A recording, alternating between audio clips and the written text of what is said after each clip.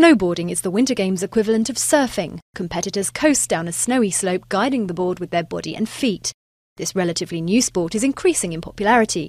2 Olympic events have been added for 2014. There are now 5 Olympic Games events. The parallel giant slalom and the new slalom event are run down the same slope on 2 parallel courses.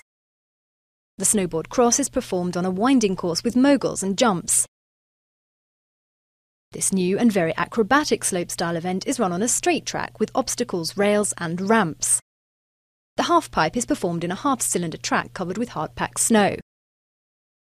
In the parallel giant slalom event, 2 competitors run simultaneously on the 2 courses. The gates are made from 2 poles of different lengths connected by a triangular flag. To pass the gate, the racer puts pressure on the toes with his or her chest forward towards the gate and pressure on the heel with his or her back to the gate. For the new parallel slalom event, there are more gates and they're arranged closer together. The cross is run on a winding course with moguls and jumps. Competitors race in groups of 4. The event is fast. The first to reach the finish wins. Slopestyle is one of the additions to the 2014 Games. This very new and acrobatic sport is practiced on a slope with bumps, rails and ramps. The snowboarder alternates between gliding quickly across the track, navigating obstacles and performing acrobatic figures. In the halfpipe, competitors perform figures to music which are marked by the judges. They give scores out of 10 for each snowboarder's programme, taking the level of difficulty, quality of execution and amplitude into account.